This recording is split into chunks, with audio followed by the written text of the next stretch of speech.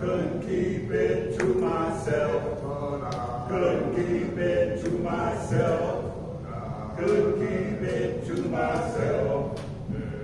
Was gonna tell somebody, but I couldn't keep it to myself. What the Lord has done for me. You ought to have been there. You ought to have been there. Save my soul. You ought to have been there. You ought to have been there. Name on the road. Start walking, start talking, start singing, start shouting about what the Lord has done for me. Was going to testify, but I couldn't keep it to myself. Couldn't keep it to myself. Couldn't keep it to myself.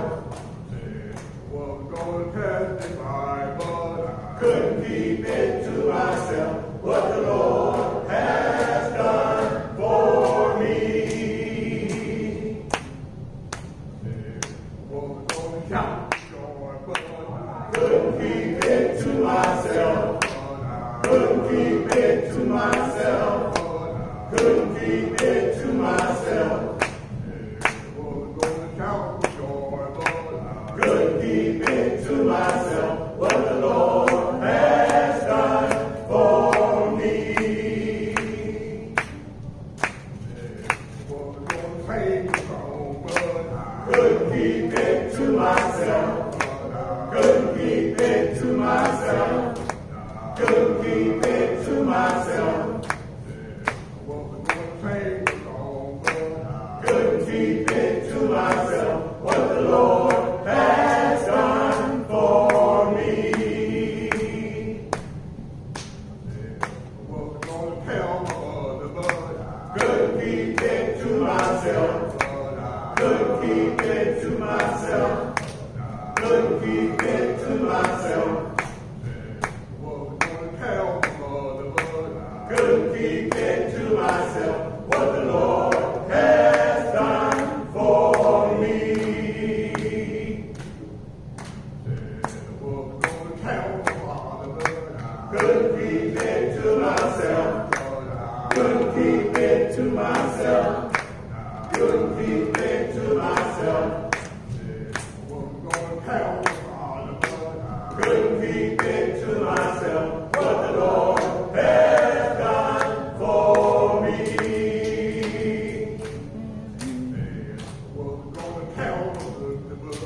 Couldn't keep it to myself.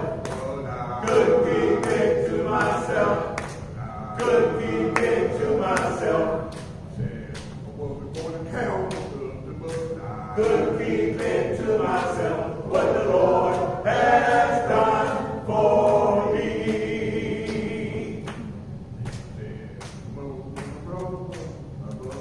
Couldn't keep it to myself. Couldn't keep it to myself. Couldn't keep it to myself. Couldn't keep it to myself. What the Lord has done for me. You ought to have been there. You ought to have been there. Save my soul. Save my soul. You ought to have been there. You ought to have been there. You put my name on the road. Start talking. Start talking. Start singing. Start shouting. What the Lord has done for me. You ought to have been there. You ought to have been there. Save my soul. You ought to have been there. You ought to have been there. Put my name on the road. Start walking. Start talking. Start singing. Start shouting about what the Lord has done for me.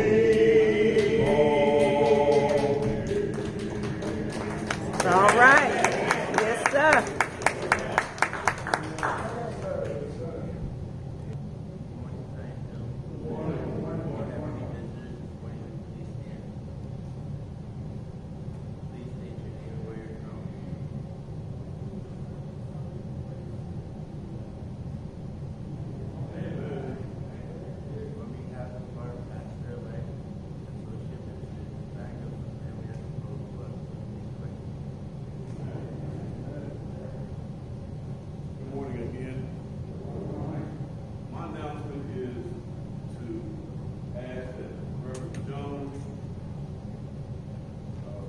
Then Reverend Stewart, March, meeting after morning service and have business or report to talk about. Thank you.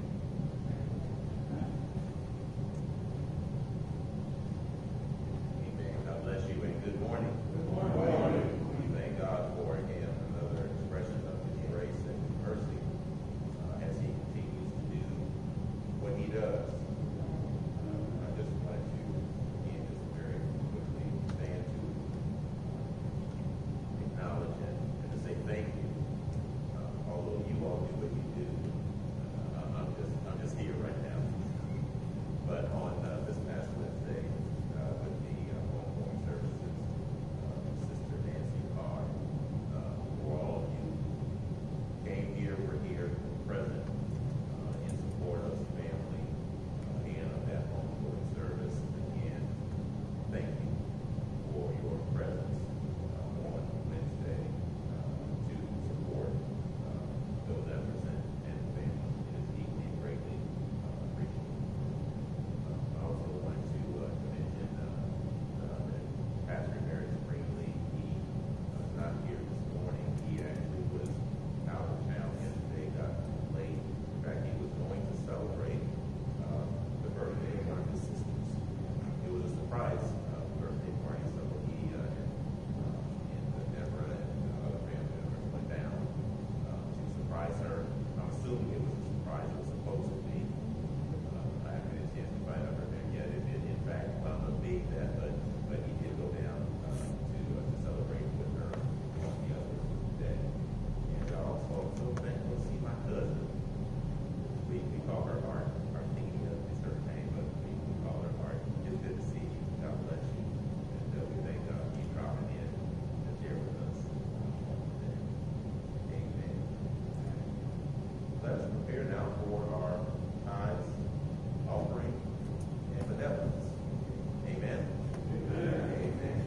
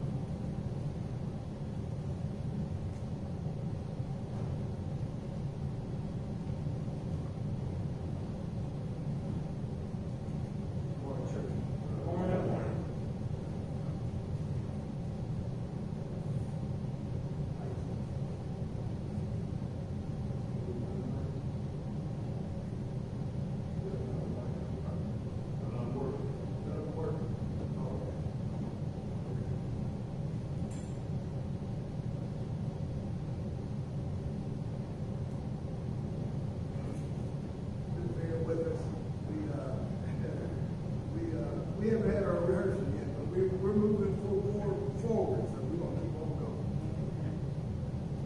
I got a new home over in glory, and it's mine, mine, mine. I've got a new home over in glory, and it's mine. Mine, mine. I got a new walk over in glory, and it's mine, mine, mine. I got a new walk over in glory, and it's mine, mine, mine. When we all get to heaven, what a day of rejoicing there will be. When when we all see Jesus, we will sing and shout the victory. Oh, when we all get to heaven, what a day of rejoicing there will be.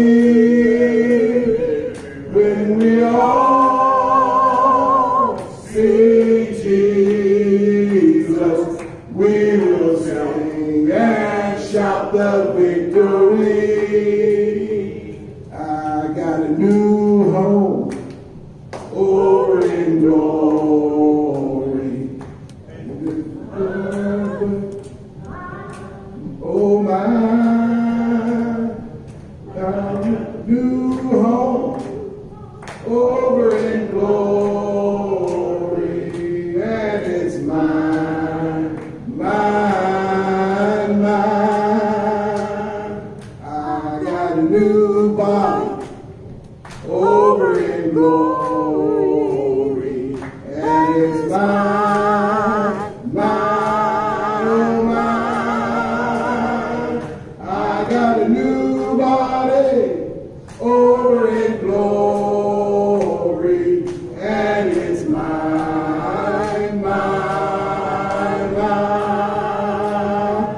When we all get to heaven, what a day of rejoicing there will be.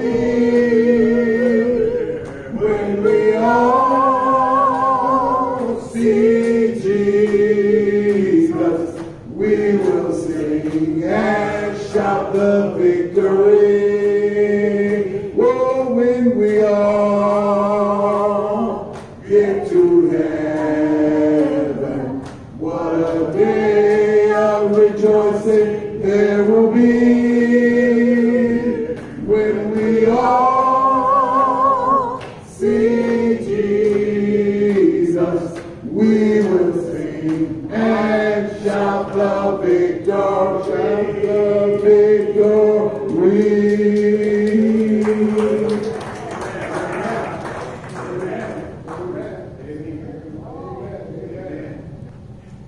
I'd like to read to you text for today.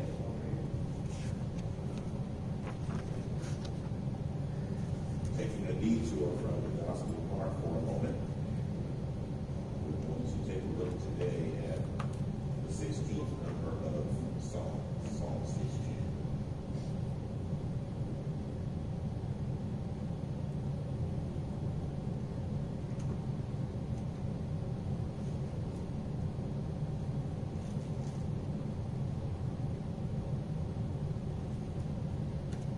Psalm number 16 reads as follows.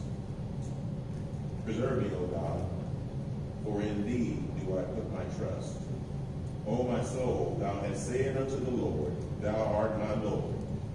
My goodness extendeth not to thee, but to the saints that are in the earth, and to the excellent in whom is all my delight.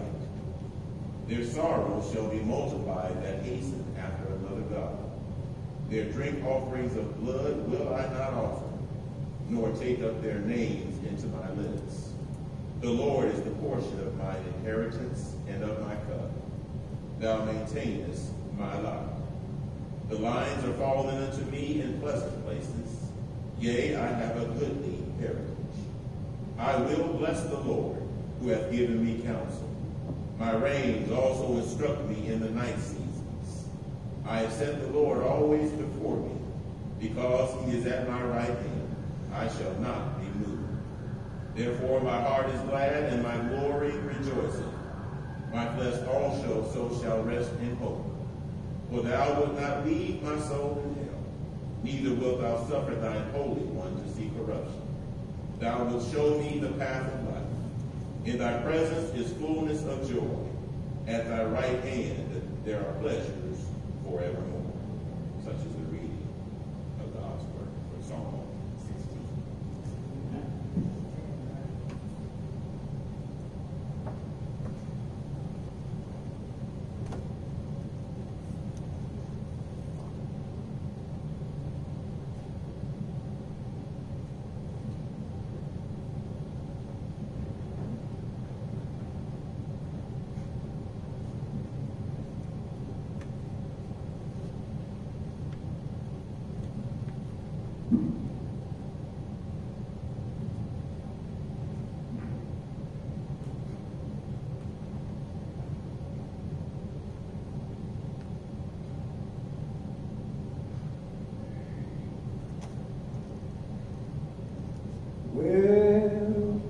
tell you it's gonna rain. It's Gonna rain. You better get ready and bear this in mind. God showed him the rainbow sign. He said it won't be water, but fire next time. I tell you it's gonna rain. It's gonna rain. Oh, you better get ready and bear this in mind. God showed him the rainbow sign. He said it won't be water, but fire next time. Way back in the Bible days, Noah told the people that it's gonna rain. But when he told them, they paid him no mind. Same thing happened, they were left behind. I tell you it's gonna rain. It's gonna rain. You better get ready and bear this in mind. God showed him the rainbow sign. He said it won't be water, but fire next time. They tell me when the water begin to pour, they knock on the window, they knock on the doors. They didn't know exactly what to do. Now you don't want this to happen to you. I tell you it's gonna rain. I tell you it's gonna rain. Oh, you better get ready and bear this in mind. God showed him the rainbow sign. He said it won't be water, but fire next time. The Lord told the people, I'm sorry, my friends. God's got the key, and you can't get in. There's something gonna happen to the hearts of men. The same thing is gonna happen again. I tell you it's gonna rain. Oh, it's gonna rain. Well, you better get ready and bear this in mind. God showed him the rainbow sign. He said it won't be water, but fire next time. I tell you it's gonna rain. It's gonna rain. Oh, you better get ready and bear this in mind. God showed him the rainbow sign. He said it won't be water, but fire next time.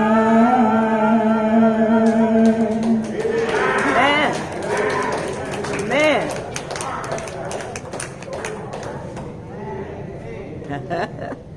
Yes, sir. Yeah, it's gonna rain.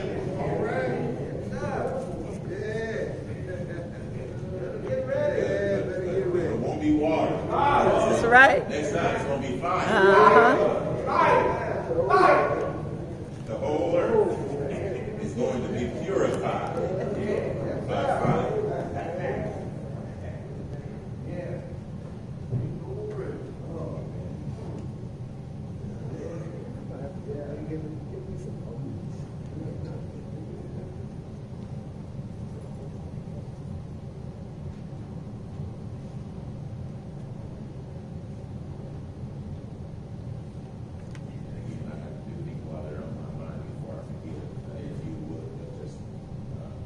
Keep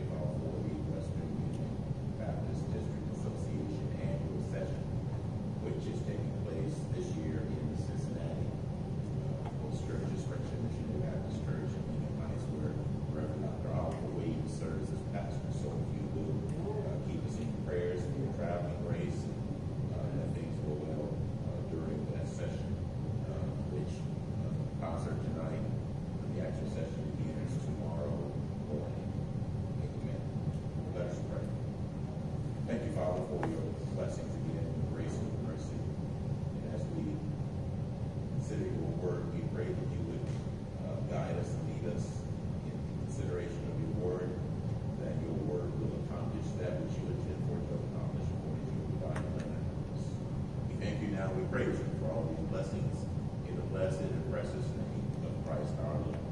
Amen. Amen. From the text which has been read from the 16th number of Psalms, we would like to share with you from the thought, God's preservation of his saints. God's preservation of his saints. I'm trying to be a little more mindful, as I'm sure many of you are of late, about what you eat. It's a never-ending challenge to watch the diet. Some of us are watching it of our own religion. Some of us are watching it because we've been told by our doctors we need to mind our diets. But it's amazing when you think about it, especially in the context of what is going on now with the government and the person who's in charge of things related to our health. And that is that now the Food and Drug Administration is looking at changing some of the ingredients that are found in foods, particularly as it relates to food dyes. You know, there are many dyes that have been used in food for years that now the government is saying that they're going to put a law in place, or laws in place, or regulations in place to remove those dyes from the foods that we currently eat.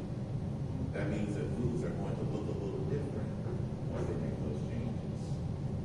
But I noticed that they didn't say anything at all about preservatives necessarily, because it's amazing what you can find in foods as it relates to preservatives.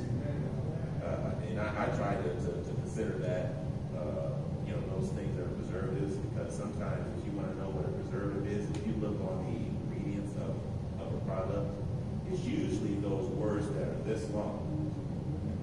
Monosodium glutamate, I mean, that's that MSG, but I'm just, as an example, the longer the word, I think the less healthy that item becomes. But, many of us, as a result of our determination to eat healthier, try to avoid things which have preservatives in them. Because preservatives are found in practically everything we eat anymore, unless you go strictly organic. And while many, of course, talk about and elevate the downside of having those preservatives in our food, there are some benefits to having preservatives. Because if you remember back in the day when they were doing canned foods, but there was nothing put in the food product to can it, there were many people that would come down with cases of what was referred to as botulism poisoning because of food that was in the can, because there was no way to really preserve it. Because of the canning method, the food would go bad in the can. You wouldn't know it until it came time to eat it, in which case you then developed sickness as a result. So preservatives aren't all bad. Preservatives serve their purpose. They help to prolong the shelf life of food so that we can keep it around longer before we have to use the food. But I want to submit to you this morning that just like preservatives in food, as saints of God, we need to be preserved as well. And what better way, or maybe I should say, what better person to preserve the saints of God than God himself? There are some things as saints, as children of God, that if we're going to keep ourselves from running into, or if we're not going to run into any situations or circumstances that are a challenge or difficulty or problem for us, there are some things that we just need to be kept from. There are some things that we need to be preserved or held back so that we are not in a negative or a bad situation. That, in a sense, is what this song today is about. It's about God's ability to preserve his saints, his people. This particular song of David is referred to as a miktam psalm. In your Bible, if you look, you may see the heading, a miktam of David. Now that term, or that word miktam, has been translated to mean golden song or golden jewel. Now, when we think of gold, of course, we think about the valuable thing that we like to either wear on our necks, around our necks, or on our fingers, or around our wrist. I don't know many people that don't like gold. It's one of those, as I mentioned this morning during Sunday school, it's one of those bright, shiny things that just grabbed our attention. But we have this song, which is referred to as a golden song or golden jewel, which speaks to the worth or the value of the treasure that is found within it. Now, I personally believe that the reason this song is referred to as a miktam song is not only because of the song itself, but rather because of the subject. Because when we look at this song, we see within it how God keeps or preserves his saints. And that in itself speaks to us of the value and the price that God has placed upon us. He loves us. And because he loves us with an everlasting love. And because of that love, he has determined that he will preserve those whom he loves and who belong to him. So as God preserves his saints, what we find in looking at what the psalmist here has written, the psalmist says that God preserves us. In one of the ways that he preserves us, rather, is that he preserves us as we trust in him. In verses 1 through 3. So God values us and loves us enough that as we trust in him, he displays to us the fact that I will, if you will, keep you. He will keep us in that perfect peace, if you will, even in the midst of upheaval, even in the midst of confusion, even in the midst of problems, even in the midst of whatever it is that's going on in our lives or around our lives. In fact, the psalmist is credited to David. And David says in verses 1 through 3, preserve me, O God, for in thee do I put my trust. O my soul, thou hast said unto the Lord, thou art my Lord. My goodness extendeth not to thee, but to the saints that are in the earth, and to the excellent, in whom is all my delight. David really is saying that we should be able to trust in God, and God preserves those who trust in him because he is ever watching over us. He's ever watching over us. The word preserve here in verse 1 in the Hebrew means to keep or to watch over or to have charge of or to protect. So what David is saying here is, Lord, I'm trusting you to watch over me. In fact, David says, I'm trusting you, if I can paraphrase here, because I know that my goodness can't even reach you. To use goodness as a term, I use it lightly as it applies to us here, because our goodness pales in comparison to the goodness of God. And what he's saying is that I'm trusting you because I know that my goodness isn't even good enough to even reach you. It's not high enough in order to ascend into the heavens. My goodness doesn't even compare to your goodness. So it's well said by David that our goodness can't even begin to attain to the ways of God. In fact, this statement of David, my goodness extended not to thee, in verse 2, can also be translated, in a sense, apart from you, I am nothing. Apart from you, I am nothing. Now that really speaks volumes to me, because I realize that everything I am, everything I have, comes from the Lord. It says that it is God who has made me who I am. And when we realize that God has made us who we are, we realize that it is only because of him that we live, move, and have our being. The earth is the Lord's, and the fullness thereof, the world and they that dwell therein. It is God who has made us and not we ourselves.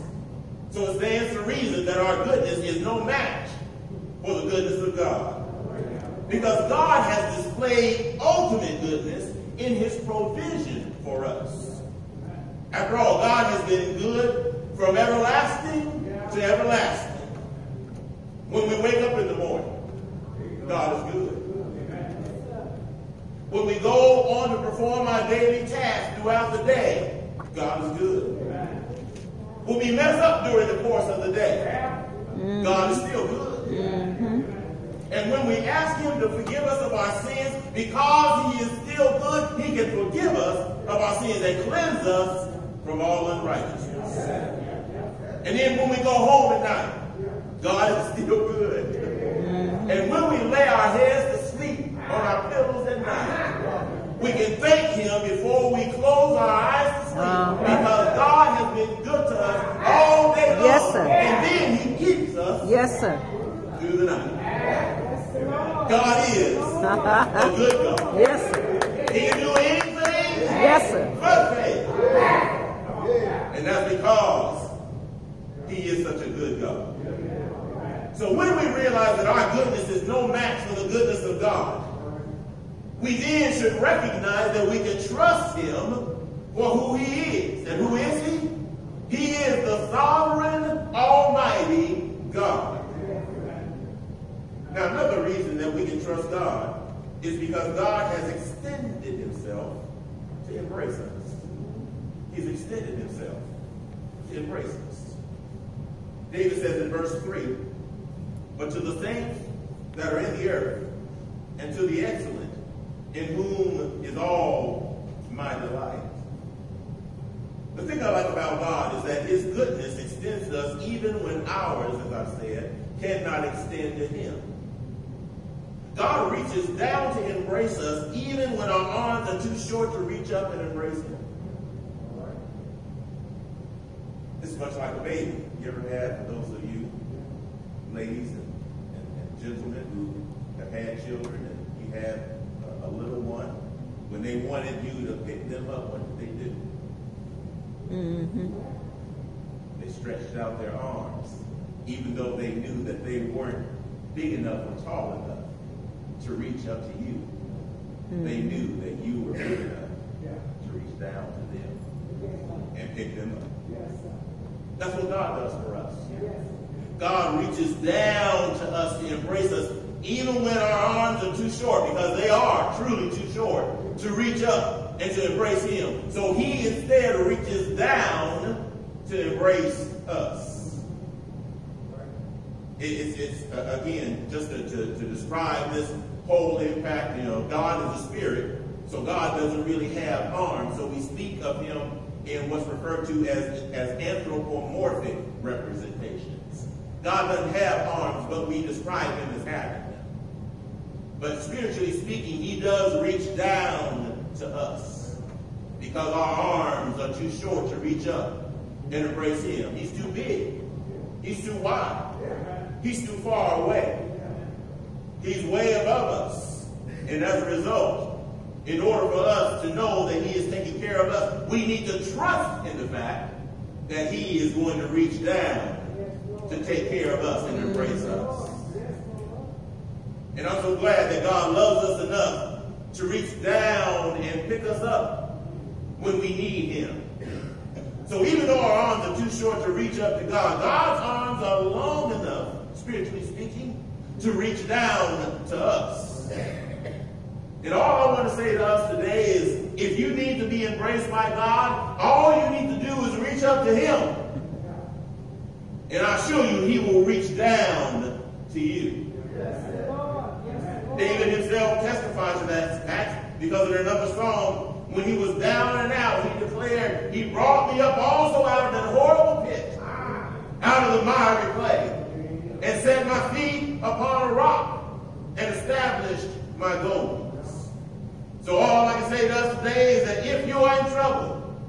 or just feeling a bit out of sorts. All you got to do is reach up to God, and he will reach down to us. Another thing about trusting God is that we associate with other saints who also delight or trust in the Lord. Because of our trust in the Lord, we should, by that virtue, associate them with others who love him like we do. You know that whole thing about association, you hang out with folks who are like you. So even though we cannot reach God directly with our outstretched arms, he's allowed us through one another to show our love and trust in God by how we care for each other. Mm-hmm. See, we express our love for God. That's horizontal. By how we love others. Vertical, rather. That's vertical. By how we love others horizontally. By this shall all men know that ye are my disciples, that you have love one toward another. It also demonstrates our trust in God when we love one another. Because you know what? Love is, everybody wants to love and to be loved. But love is a risky thing. Mm-hmm. You open yourself up for the possibility of hurt. You open yourself up for the possibility of being misunderstood. You open yourself up for the possibility of having things said to you that wind up wounding you in your spirit. Mm-hmm. But when you get right down to it, when it's all said and done, the risk is worth it. The risk is worth the reward. And so we associate, we affiliate, we hang out with, we fellowship with those of like-mindedness. It's because of our trust in God that we delight in showing the love of God that we have to others who also love the Lord. And what better way to express the love of God than to love those who also love him? Just like we receive mercy, they receive mercy. Just like we receive grace, they receive grace. Mm-hmm. Mm-hmm. Just like we receive forgiveness, they receive forgiveness. So that means that those whom we associate with, who appreciate and trust in God like we do, should understand when we're going through the things we're going through. We should be able to relate to each other by the way that we live our lives for God. And if we're going to show the world at large that God is love, then we need to learn how to put that love on display with one another. Yes, sir. Yes, sir. In other words, freely we have received his love, grace, and mercy. Freely, then, we should give it. So by openly and freely expressing the love of God toward other saints, we provide a witness to the world as it relates to the goodness of our Lord. Yes, sir. Yes, sir. But one thing that becomes evident as the saints of God put their trust in him to preserve his saints, we also need to recognize, according to this psalmist, that those who do not trust in God display their lack of trust in him as they trample over him with other gods. That's verse 4. In verse 4 it says, their sorrows shall be multiplied that hasten after another god. Their drink offerings of blood will I not offer, nor take up their names into my lips. David says, I'm not going to even bother to hang out with those folks, because they don't understand God like I understand him. In fact, they really don't understand him at all, because they're worshiping gods that don't even exist. They're worshiping gods with a little g. Instead of worshiping the true and living God. Those folks who are not worshiping and trusting in the living God are trampling over him to follow after other gods, little g. What kind of gods do they serve? They serve the God of fame. They serve the God of prosperity. They serve the God of riches. They serve the God of capitalism. They serve the God that has to do with everything and anything but trusting in an almighty, all-powerful, all-righteous God. Yeah. And David says, I don't even want to be bothered with those folks. I'm not going to hang out with them. In fact, they've got their reward coming to them eventually. He said, their sorrow shall be multiplied. They think that all this stuff that they have now, they might enjoy it now, but you're going to pay it later. And I would rather trust in the Lord rather than trample over him and what he has done for me. David says, I don't want to be around those kind of people because I've had enough pain. I've had enough sorrow. I've had enough hurt. Remember, this is a man who had to be on the run from King Saul for nearly 20 years before the Lord elevated him to become king over Israel. So the question that comes as it relates to those who would trample over an almighty, all-powerful God for these other gods, why would they bother to chase after them when these little gods don't amount to anything? They don't last.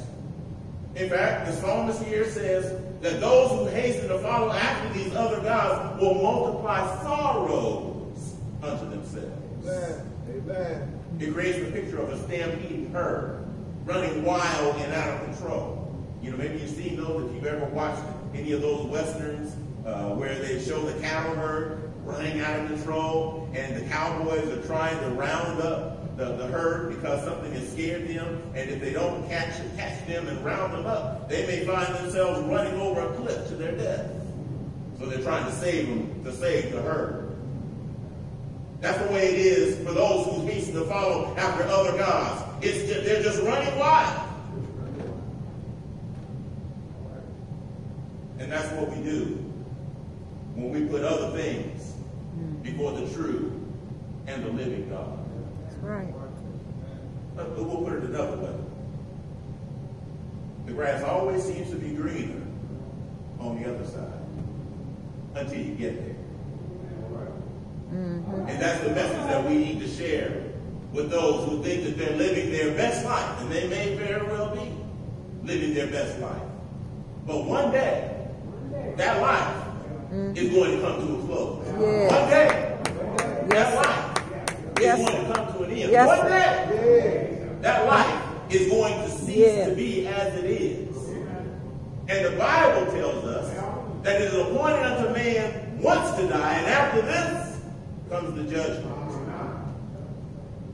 And I don't want to be on the wrong side of the ledger when it comes time for me to stand before the Lord. That's really what David is saying here. Amen. But what many people do when they trample over God, in their rush to get to the thing that they desire, they step right over God to get to that thing. Now, this in no way means that God is powerless to stop them. He can stop them if he wanted to.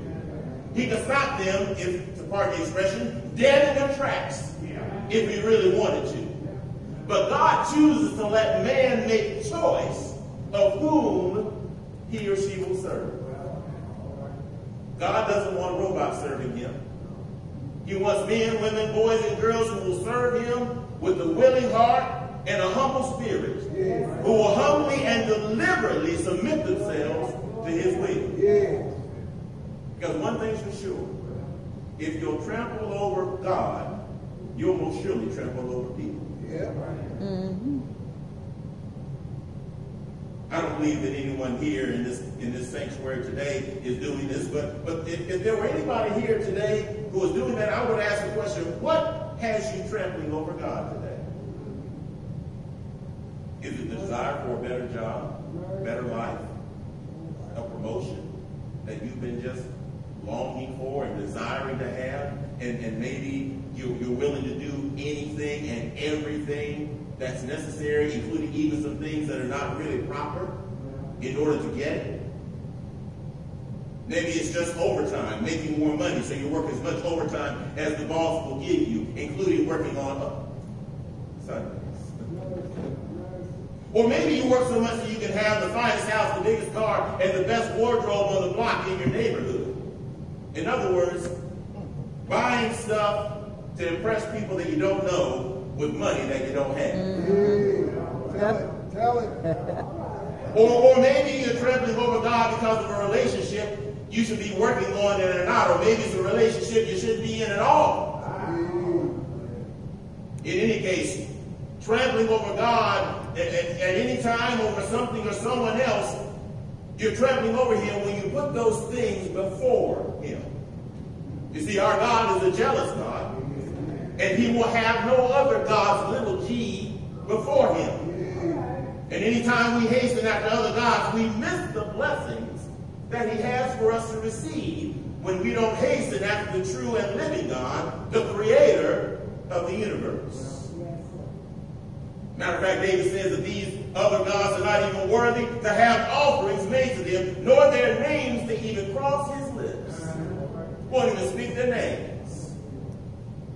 Many Jews consider the name of Jehovah God to be so holy that many of them cannot or will not even bring themselves to pronounce the name Jehovah.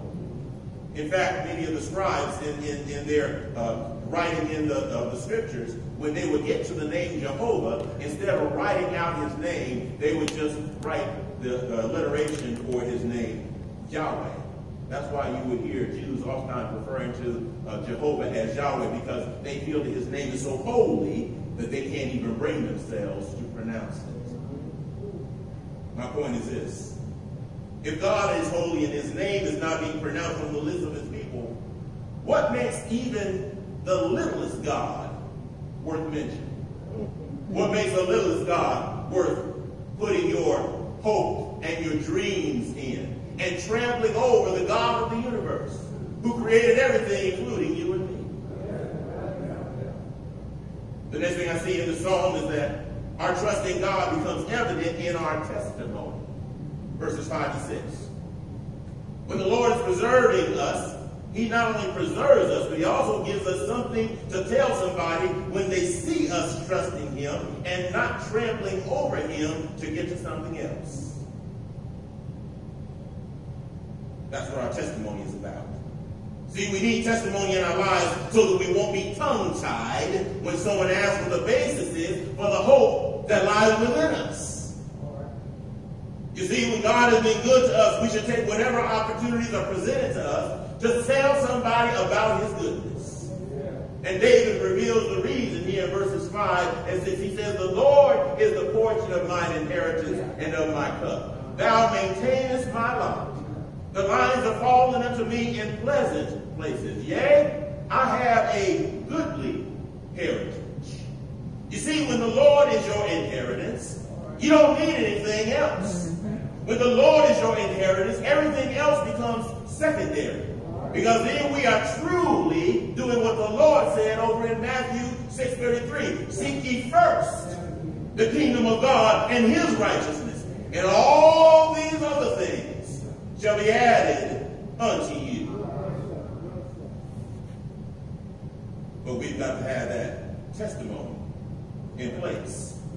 And in order to have that testimony, we need to recognize that he is our inheritance. See, when you have the Lord, you have everything. You might not have everything that other people have. You might not have the finest house on the block. You might not wear the fanciest clothes. You might not drive the newest car. But when you have the Lord, and you're trusting in him, and you're not trampling over him in order to increase your net worth, you have everything that you need because you have him. That's really what David is saying here. He said, because I trust in the Lord, because I believe that he has all things, the cattle on 1,000 hills, my testimony is the fact that even though I may not have it, I know somebody who does, and that's God. I may not have it, but God's got it. And if he's got it, I know that I can have access access to it according to his divine plan and purpose. And I'm so glad that God is not a hand-me-down God. Put it this way.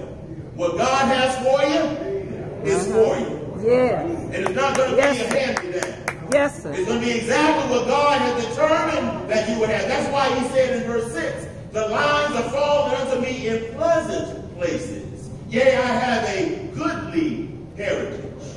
Now remember what David had gone through in order to get to the point before he became king. And there were points in time where David was so depressed, he didn't know which way to turn. In fact, he didn't know which way was up. He was so down. But God eventually lifted him up and elevated him and placed him as king over all of Israel. God took him from being over his father Jesse's flock. In fact, he was the last one that the prophet looked at. He came to Jesse's place because God directed him there. He went through every one of Jesse's sons. And when he finally got through all of them, or at least so he thought, he said, "Did you have any other sons?" And Jesse said, "Oh yeah, I got my other son, my youngest son David. He's back in the back tending the sheep." Turns out that he was the one whom God had sent the prophet to anoint in order to become king over all of Israel. So David had a full right to testify to God about his goodness. Because he took him from taking care of his father's sheep to becoming king over all of Israel. I mean, let's face it, all of us have some kind of testimony.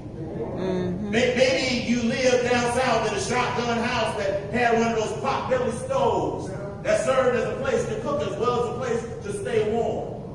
Or maybe you had to get up before the sun rose in order to go out in the field and feed the animals and do what you did and work all day long if you had to go to school and come back and work until the sun went down, just to make sure that you and your family had food to eat. Or maybe you only had 1 or 2 changes of clothes to wear from day to day, and particularly that one good outfit that you had to wear to church on Sunday. Or maybe when you went somewhere, you had to walk to get to wherever you were going. Because nobody had cars, and you were doing good if you had a horse and a car. Yes, sir. Say it. God has blessed us with so much more. You may have a car with one of those long names on it. You might wear clothing that has one of those designer names on the back of it. You might live in a really nice home in a really fine neighborhood. But now is not the time to be sitting down on God's goodness. We have a testimony to share with others about his goodness. In fact, we have an obligation to share with others out of the abundance that he has blessed us with. And so we need to share with others about his goodness. Moving on now, God also preserves his saints. And because he preserves his saints, we ought to recognize that he gives us something that we can then share with others in the way of teaching. Because he has in turn taught us. David says here in verse 7, I will bless the Lord who hath given me counsel. My reins also instruct me in the night seasons. He says, I'm thankful to the Lord that I can trust in him and that he preserves me, because not only does he keep me, not only does he provide my needs, but he also instructs me. Teaching grounds us. Teaching gives us strong roots. Teaching gives us a firm foundation on which to stand, so that when the storms of life come, or night seasons as David refers to them here in verse 7, we have the counsel of God to keep us grounded and in check. Psalmist said in another place in Psalm 119, thy word have I hid in my heart, that I might not sin against thee. The word also serves to preserve us and to keep us during those difficult moments. Now the word night season here in Hebrews is a word picture which describes a winding staircase in tight places. When there's not enough room in a building to put a larger, fuller staircase, they will install a winding staircase, because a winding staircase is designed to fit into smaller spaces. The problem with a winding staircase is that you can't always get larger things up or down it because the space is too tight for larger things to make it up the staircase. And maybe you've seen that in some homes that have a staircase that just goes straight up and it just goes in a circle. Kind of almost maybe like some of these steps here at Zion Hill to go up to the balcony, but even tighter. But that's the way it is sometimes in our lives. Sometimes we get into some tight spaces in our lives where there's no room for us to move. And try as we might, we can't seem to be able to move an inch. But I'm so glad that when we get in tight places in our lives, we have the counsel or teaching of God's word to guide us and keep us when we get into those tight spaces. That's why the word of God tells us again by way of the psalmist in 119 that thy word is a lamp unto my feet and a light along my pathway. You see, it's the light of God's word that will guide us down the darkest path or the tightest spaces to lead us to the light of day. And David said, because I have counsel or I have the teaching of God's word, I shall not be moved. In verse 8. You see, when God is ever before us through his word, and we realize that he is an ever-present help at our right hand, we have no reason to be moved or even to waver. So being preserved by God means standing on his promises. Not standing on the premises, standing on his promises. We need to stand even when the whole world is standing against us. We need to stand in the midst of trouble. We need to stand in the midst of persecution. We need to stand even when the wicked one seeks to shoot his fiery darts at us. We need to stand when the enemy launches a sneak attack on us. We need to stand regardless of whatever it is that's going on. And we can stand as long as we're standing on the word of God. Because as long as we're standing on the word of God, the world is no match for us in God. For greater is he who is in us than he who is in the world. The last thing I see in this text, when God preserves his saints, is that when God preserves his saints, ultimately there will be triumph. Triumph in verses 9 through 11. When God is preserving us, even when things seem to be as bad as they can get, God is still at work keeping his saints. In fact, David said because God is watching over his saints, that he would rest in hope in verse 9. David says, I can hope because I know that God is watching over me.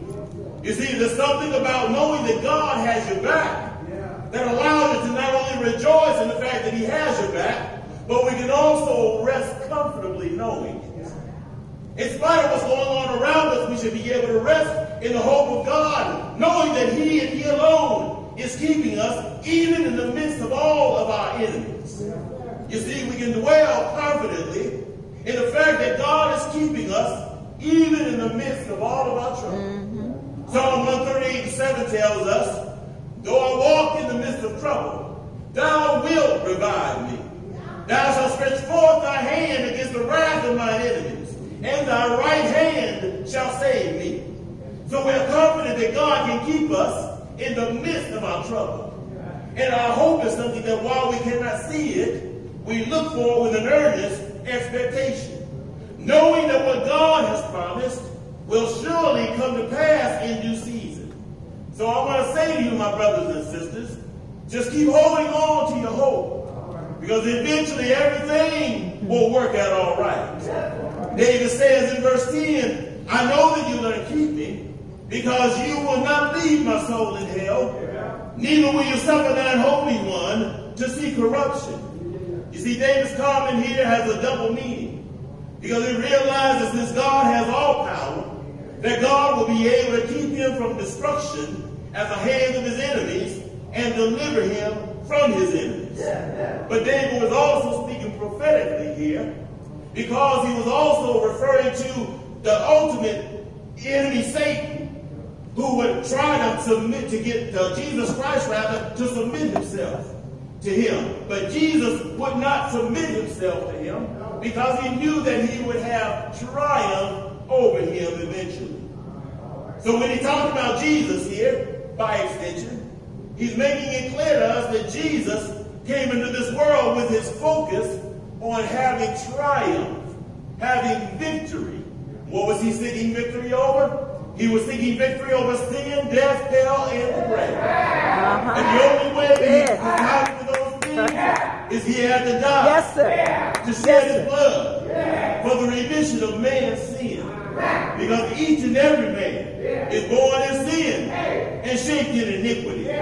So Satan, although he tried to get Jesus to turn back, he said, no, I'm not going to do that. In fact, Jesus fought back by using the word against Satan.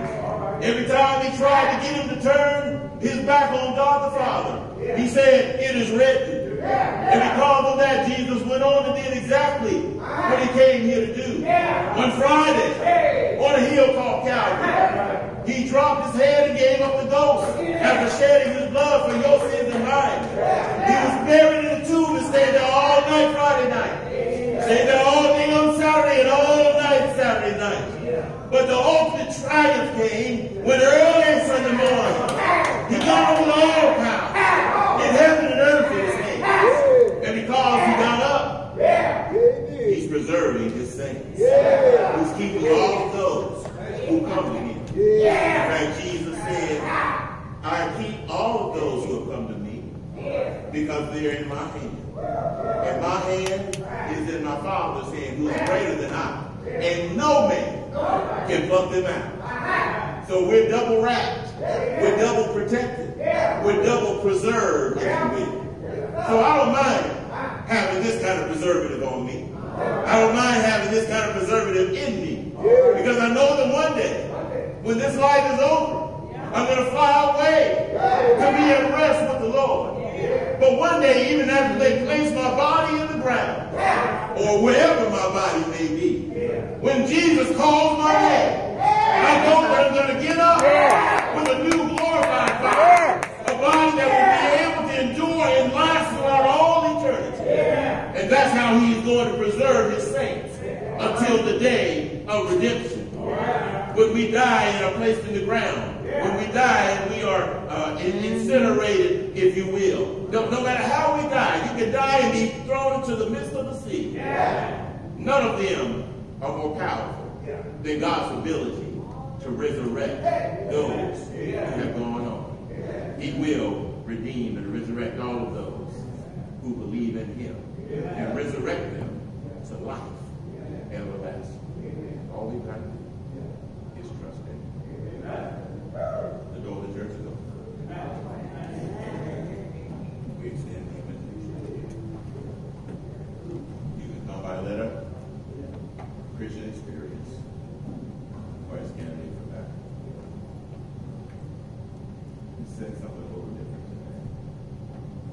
The splendor of the King, clothed in majesty, let all the earth rejoice, all the earth rejoice.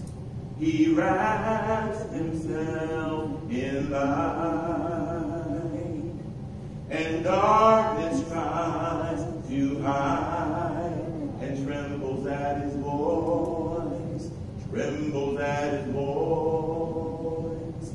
How great is our God? Sing with me, how great is our God? And all will see how great is our God.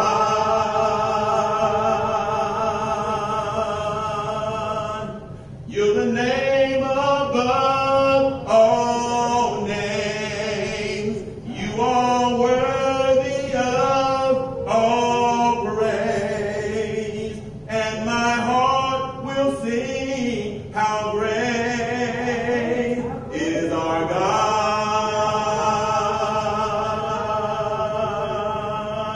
How great is our God. Sing with me,